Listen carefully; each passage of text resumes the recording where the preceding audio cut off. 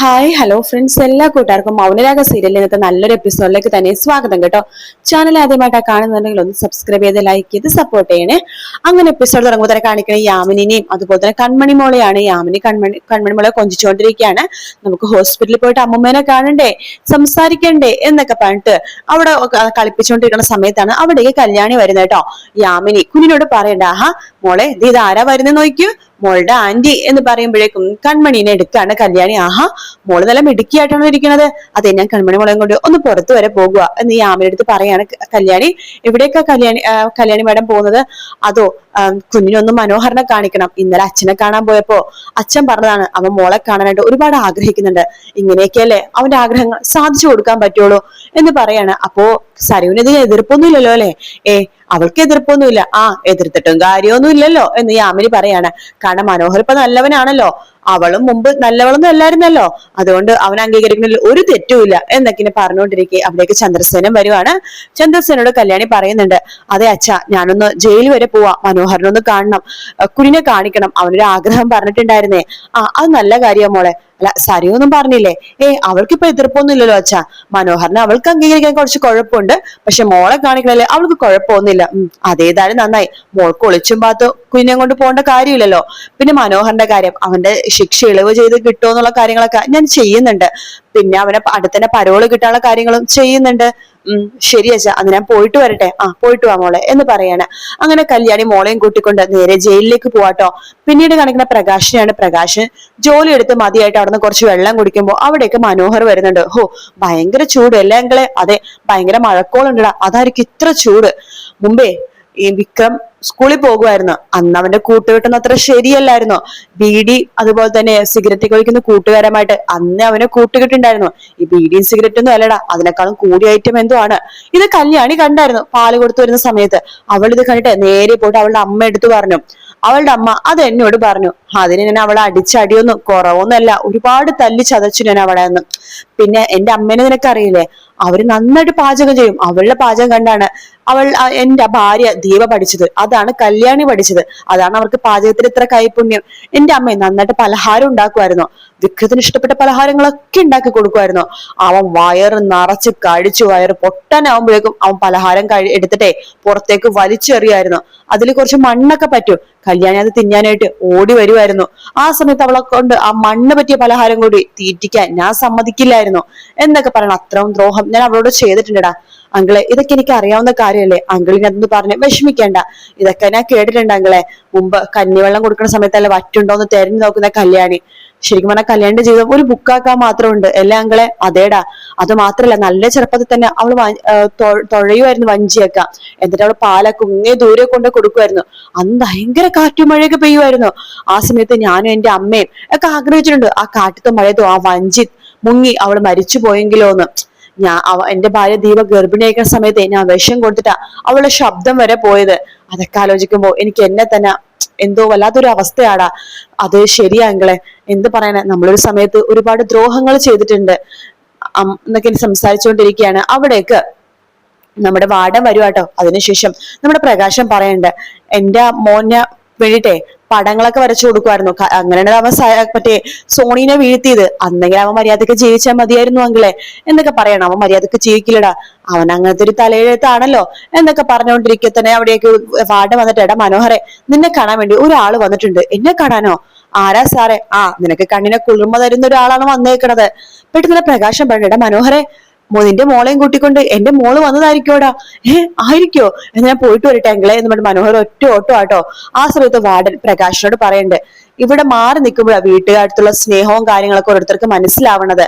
പിന്നെ അപ്പൊ പ്രകാശം വേണ്ട, അവന്റെ ജീവിതാവസ്ഥയല്ലേ സാറേ അവൻ ഇങ്ങനെയൊക്കെ ആക്കിയത്, അപ്പൊ നിന്റെയോ എന്ന് പറയുമ്പോഴേക്കും പിന്നെ നീ ചെയ്ത് നല്ലൊരു കാര്യം, നിന്റെ മോൻ നീ തന്നെ കെട്ടിത്തൂക്കി ഇട്ടതാടാ. സത്യം അവന്റെ അമ്മ മരിച്ച സമയത്തെ അവനോട് ഇവിടുന്ന് പോകണം, അമ്മേനെ കാണണം എന്നൊക്കെ ഞങ്ങൾ എല്ലാവരും മാറി മാറി പറഞ്ഞു. അവൻ അത് ചെയ്തില്ല.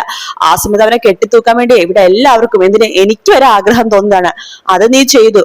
എന്ന് പറഞ്ഞിട്ട് നമ്മുടെ വാർഡൻ അവിടെ നിന്ന് പോകുന്നുണ്ട്. അതിനെക്കുറിച്ച് ആലോചിച്ച് പ്രകാശനും അവിടെ നിൽക്കുക കേട്ടോ. ശേഷം മനോഹർ പോയി നോക്കുമ്പോഴേക്കും കല്യാണി മോളെയും കൂട്ടിക്കൊണ്ട് വന്നിരിക്കുകയാണ്.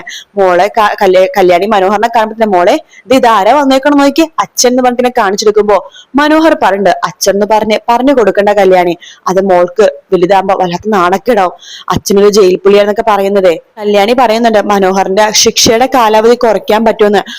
കിരണേട്ടന്റെ അച്ഛൻ ശ്രമിക്കുന്നുണ്ട്, പിന്നെ ഉടനെ തന്നെ പരോള് കിട്ടുമെന്ന് നോക്കുന്നുണ്ട്. അല്ല കുഞ്ഞിനെ കൊണ്ടുവരാൻ എന്തെങ്കിലും ബുദ്ധിമുട്ടൊന്നും ഉണ്ടായില്ലല്ലോ അല്ലെ എന്ന് ചോദിക്കുമ്പോ ഒരു ബുദ്ധിമുട്ടില്ല, ഞാൻ സരയുനോട് പറഞ്ഞിട്ടാ കൊണ്ടുവന്നത്, അവക്കിപ്പോ വലിയ കുഴപ്പമൊന്നുമില്ലല്ലോ, കുഞ്ഞിനെ കാണിക്കണില്ല, ഒരു പ്രശ്നവും എന്ന് പറയാണ്. പിന്നെ സരയുടെ സ്വഭാവം മാറാണെങ്കിൽ മനോഹർ പരോളിൽ ഇറങ്ങുമ്പോ അവരുടെ കൂടെയൊക്കെ സുഖമായിട്ട് ജീവിക്കാലോ, അതിനേക്കാളും വലിയ കാര്യം ഇനി ഇല്ലല്ലോ മനോഹർ എന്ന് പറയുമ്പോഴേക്കും എന്തായാലും മോളെ കണ്ടല്ലോ അതന്നെ വലിയ ആശ്വാസമായി എന്ന് പറയാണ്. അല്ല അച്ഛൻ ഇപ്പൊ എങ്ങനെയുണ്ട്? ഞങ്ങൾ ഇപ്പൊ മോള് കല്യാണി വന്നു എന്ന് വാട വന്ന് പറഞ്ഞ സമയത്തെ ഞാനും അങ്കിളും കൂടി സംസാരിച്ചുകൊണ്ടിരിക്കുകയായിരുന്നു. അങ്കിളിനാകെ ഒരേ ഒരു വിചാരമേ ഉള്ളൂ, പുറത്തിറങ്ങണമെന്ന്, മക്കളുടെ കൂടെ ജീവിക്കണമെന്ന്, ആ ഒരു വിചാരം മാത്രമേ ഉള്ളൂ അങ്കിളിന്. കോടതിയില് കേസ് നടക്കാൻ പോവാണല്ലോ, അച്ഛനെ പുറത്തിറക്കാൻ വേണ്ടി നോക്കുന്നുണ്ട്. പിന്നെ മനോഹറിന്റെ ശിക്ഷയുടെ കാലാവധി കുറച്ച് പരോളിനിറക്കാനും കിരണിന്റെ അച്ഛനും ശ്രമിക്കുന്നുണ്ട് എന്നൊക്കെ പറയാണ്. ആ സമയത്ത് മോളോട് നമ്മുടെ കല്യാണി പറയേണ്ടതേ അച്ഛനെ ടാറ്റ കൊടുക്കതേ കൈ ഇങ്ങനെ വെക്ക് എന്നൊക്കെ പറഞ്ഞ് മനോഹറിന്റെ കൈ കൊണ്ട് പിടിപ്പിക്കാട്ടോ. മനോഹർ പറയുന്നുണ്ട് എന്തൊക്കെ പറഞ്ഞാലും ഞാൻ ഒരുപാട് ദ്രോഹം ചെയ്തിട്ടുണ്ട്, ഒരുപാട് പെണ്ണുങ്ങളെ ചതിച്ചിട്ടുണ്ട്. അവര് ഗർഭിണിയാവുമ്പോഴേക്കും അവരുടെ മനസ്സും വേദനയൊന്നും അറിയാതെ ഞാൻ അവരുടെ അടുത്ത് നിന്ന് മാറി നിൽക്കുമായിരുന്നു, അവരെ ചതിക്കുമായിരുന്നു. ഇപ്പൊ അതൊക്കെ ആലോചിക്കുമ്പോൾ വളരെ ബുദ്ധിമുട്ട് തോന്നുവാണ്. കൺമണി മോളുടെ മാത്രമാണ് ഞാൻ 2 വർഷം അടുത്ത് നിന്നത്, അതുകൊണ്ടായിരിക്കും മോൾ എന്റെ മനസ്സ് പെട്ടെന്ന് കീഴടക്കി എന്നൊക്കെ പറയാണ്. കല്യാണി പറയുന്നുണ്ട് അതൊന്നും കുഴപ്പമില്ല, എന്തായാലും ഇപ്പൊ നല്ല രീതിയിൽ ചിന്തിച്ചില്ലേ അതന്നെ വലിയ കാര്യം, എന്ന് ഞങ്ങൾ പോയിക്കോട്ടെ, സമയം ഒരുപാടായി, പറ്റുന്ന സമയത്തൊക്കെ മോളെ കൊണ്ടു കാണിക്കാം, ഇനി ആരെയും മോളെ കൊണ്ടു കാണിക്കാൻ പേടിക്കേണ്ട ആവശ്യം എനിക്കില്ല എന്ന് പറഞ്ഞിട്ട് കല്യാണി അവിടെ നിന്ന് പോവാണ്. മനോഹറിന് ഭയങ്കര സന്തോഷമാവാട്ടോ, വിഷമവും ആവുന്നുണ്ട്. ശേഷം പിന്നീട് കാണിക്കുന്ന സരയൂനെയാണ്. സരയു കമ്പനിയിൽ ഇപ്പൊ വർക്കൊന്നുമില്ലാത്ത സമയത്ത് ഒരു A4 സൈസ് പേപ്പർ എടുത്തിട്ട് അതിൽ ഒരു ലവിന്റെ സിമ്പിൾ വരക്കാണ്. എന്നിട്ട് വേഗം ഒരു ആരോ വരക്കുന്നുണ്ട്.